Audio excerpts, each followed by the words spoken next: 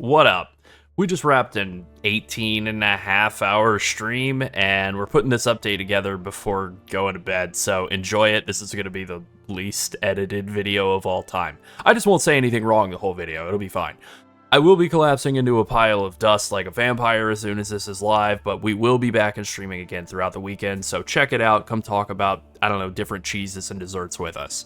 So let's just go ahead and get right into it, but first, be sure to like and subscribe, and hype this video if you're on mobile. Go ahead, give it a go. It helps more people see our content, which helps us keep doing this.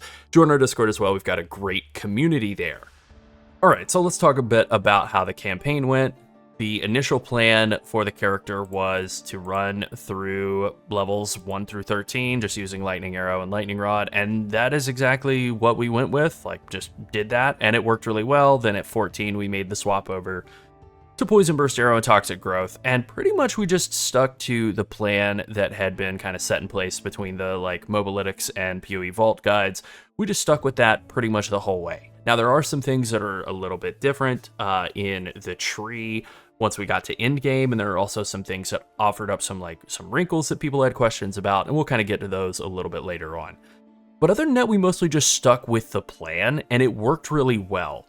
For people who have struggled with some damage along the way, one of the biggest, I think, helpful tips that we've given is go back to town, check the vendors, try and get a bow upgrade. Right now I'm up to a Sliver Tongue, but while you're in the campaign, just trying to get as much physical damage as you can on your bow, on your quiver, on your gloves, on your rings. A pair of rings that add 4 or 6 physical damage to attacks don't seem like a lot, but it's a huge multiplier with everything else. And then this modifier, the second modifier on the quiver, increased damage with bow skills, is another really nice modifier that just multiplies everything else. Also, plus level to projectile skills on your bow or your quiver is roughly 5% more damage per level. Again, pretty good multiplier that just works very nicely with everything else.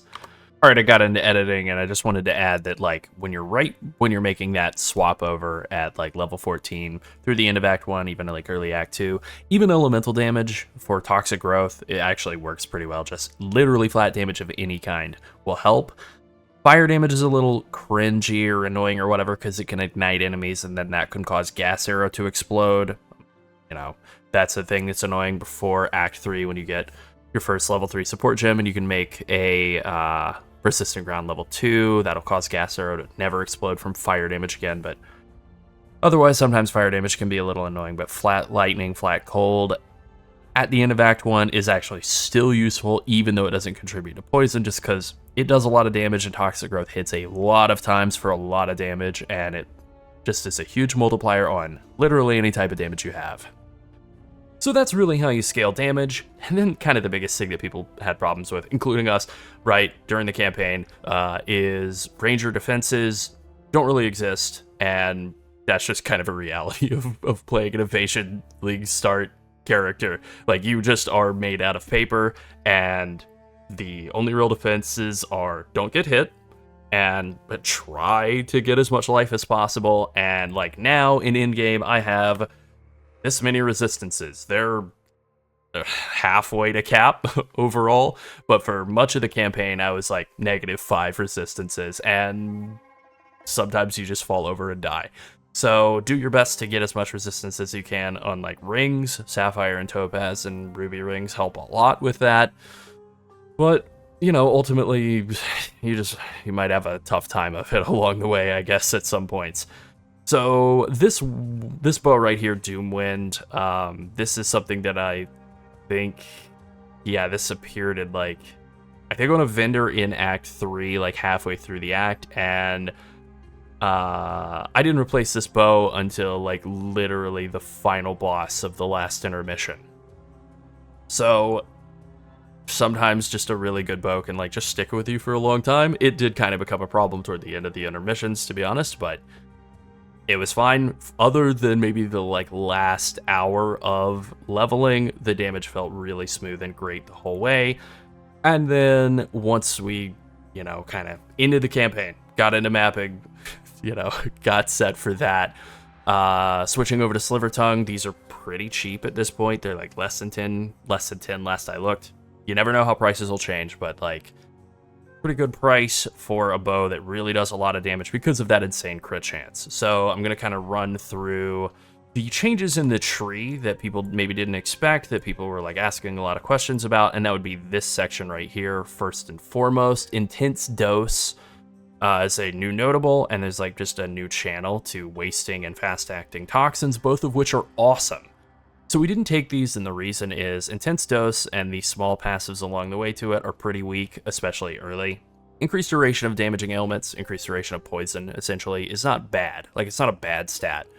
But it doesn't actually increase the DPS of poison, it just makes it so you have to apply it less frequently, and if you're able to maintain 100% uptime, which you can once you're, like, up to in-game, it's pretty easy to do, it doesn't have as much value.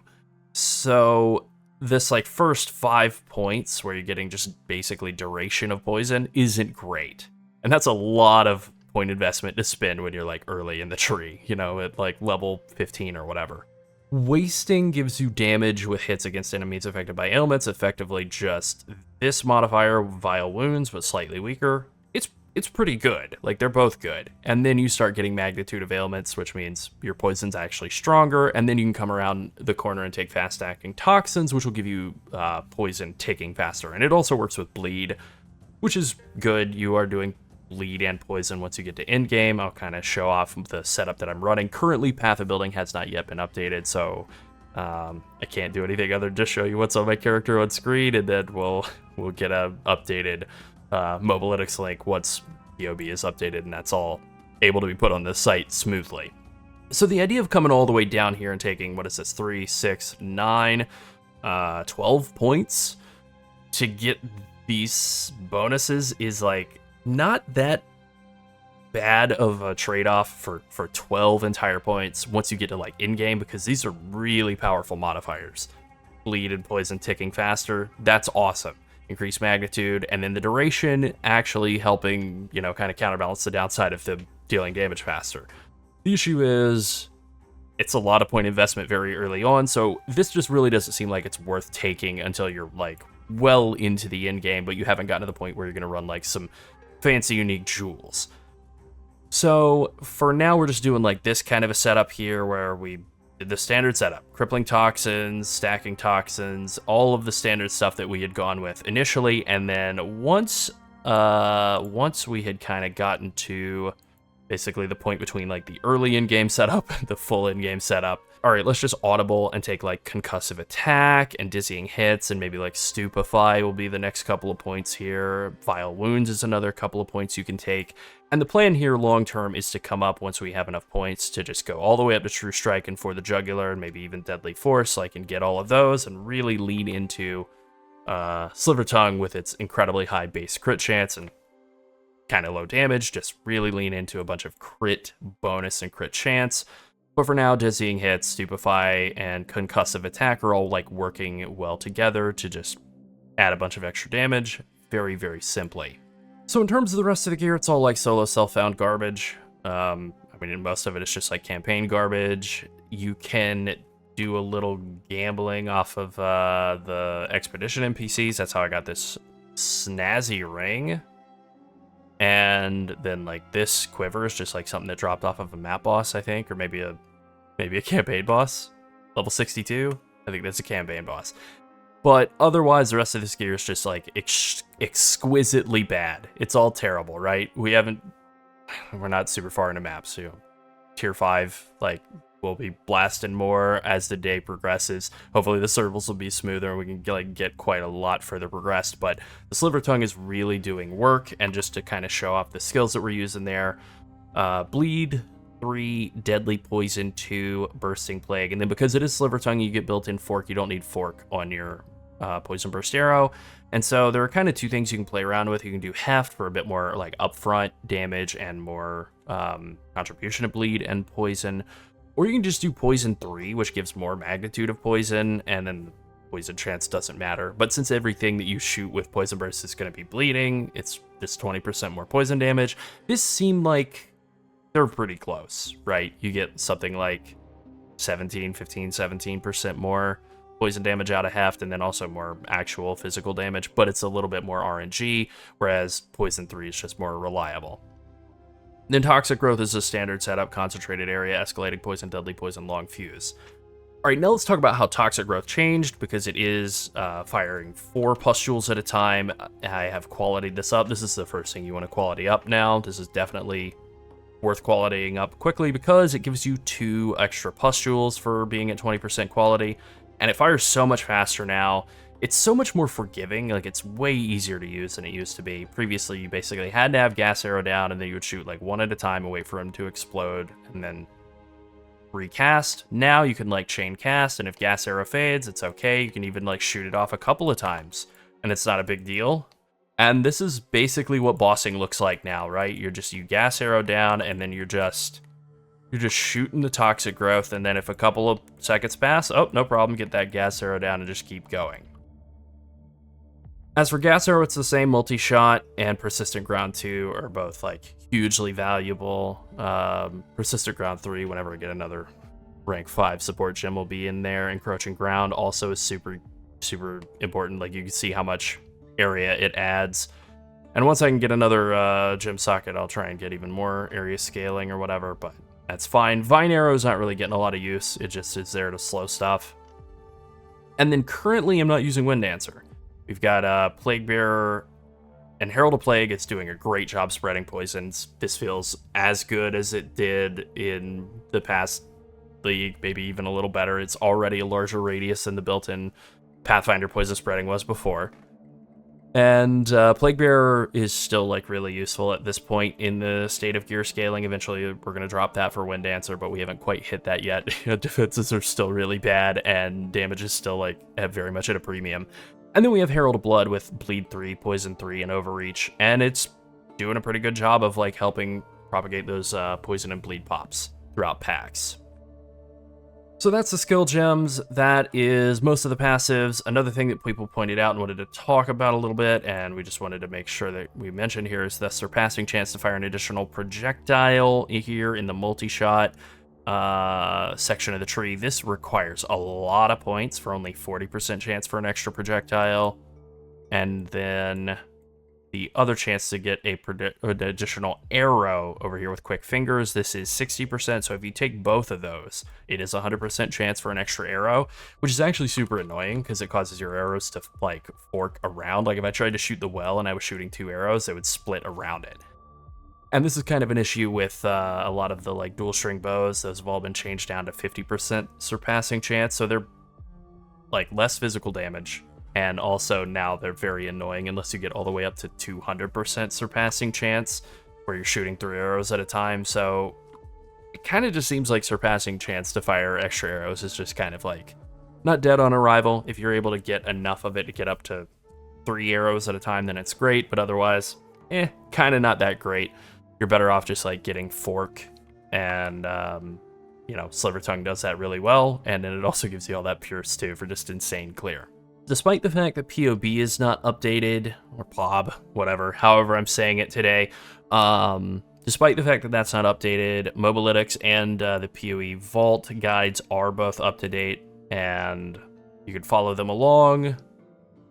Ultimately, the way that we recommended them before is still kind of the way we recommend playing them during the campaign. It's really only once you kind of get out of the campaign and you're trying to like make that transition into like full in-game, where you're basically trying to save up enough points to come up here for True Strike, for the Jugular, and Deadly Force to really min-max the value of Sliver Tongue.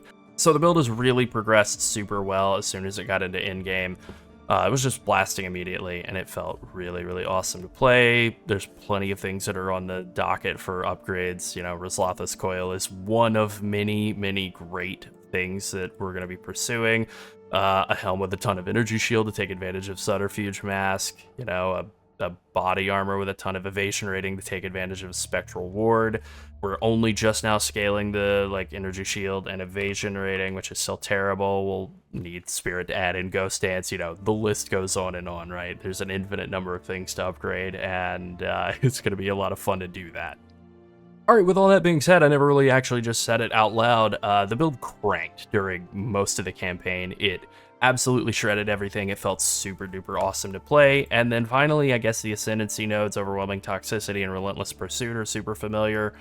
Running Assault feels awesome. Obviously, getting to shoot and move feels great, but being unstunnable during sprinting is like so incredible that it's almost like impossible to overstate how good this is. This is like the greatest thing of all time. You could just sprint through maps.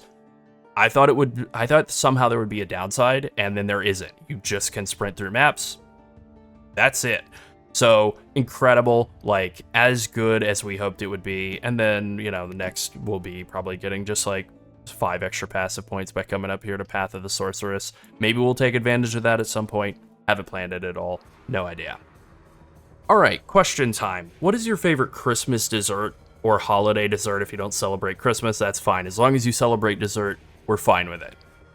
Okay, that's it. Be sure to like and subscribe if you enjoyed the video, and join the Skipping Sleep Studio Discord and become part of our community. And finally, thank you to all of our channel members. If you want to support us and help us make more PoE content, consider becoming a channel member. Thanks for watching. Bye.